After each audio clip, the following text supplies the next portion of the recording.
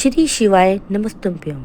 जो प्रदोष व्रत शुक्रवार के दिन पड़ता है उसे शुक्ल प्रदोष व्रत के नाम से जाना जाता है और माघ महीने के शुक्ल पक्ष में पड़ने वाला प्रदोष व्रत भी इस बार शुक्रवार के दिन ही रखा जाएगा, इसीलिए यह शुक्ल प्रदोष कहलाएगा। प्रदोष व्रत के दिन भगवान शिव की पूजा अर्चना प्रदोष काल में की जाती है। यह व्रत संतान सुख की प्राप्ति के लिए बहुत उत्तम माना जाता है। इसके साथ ही शुक्ल प्रदोष व्रत रखने से भक्तों के घर में धन सुख समृद्धि में भी वृद्धि होती है।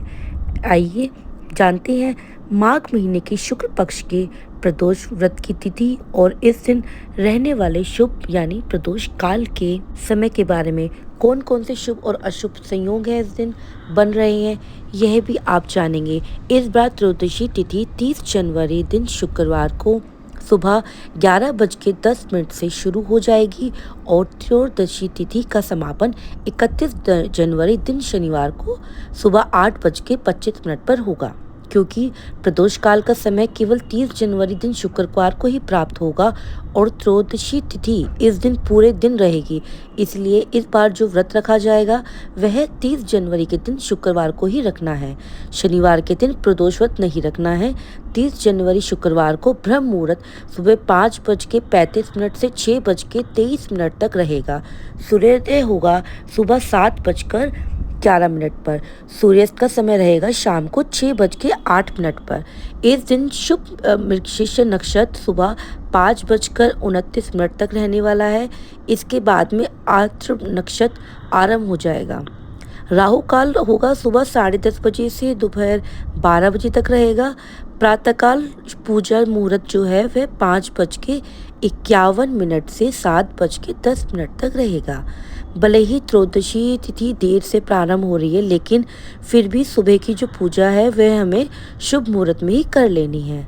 इस दिन आपको शिवास कैलाश पर सुबह 11:09 तक ही रहेगा।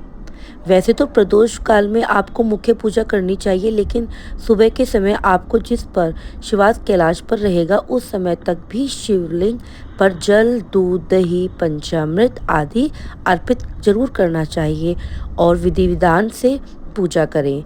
यदि समय हो तो सुबह भी पूजा करनी चाहिए।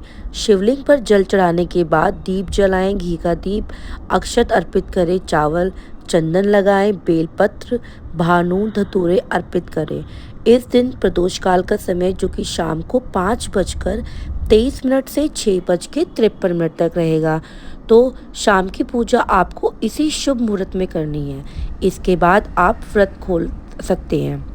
व्रत खोलने के समय आप चाहे तो फलाहार भी कर सकते हैं, लेकिन इस व्रत में नमक या अन्न त्याग किया जाता है। लेकिन जिनका अन्न के बिना रहना असंभव हो जाता है वो लोग सात्विक भी व्रत खोल सकते हैं।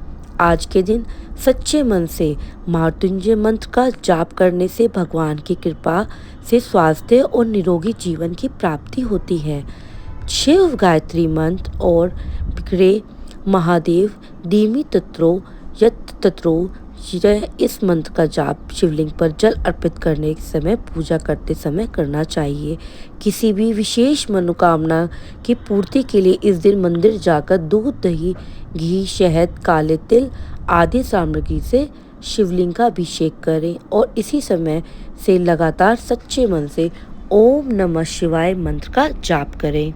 और इसी तरह मेरी वीडियोस को लाइक करें, शेयर करें और बाकी सबके साथ इस चीज़ को शेयर करें कि वह सही तरीके से अपना व्रत रख पाए। ओम नमः शिवाय।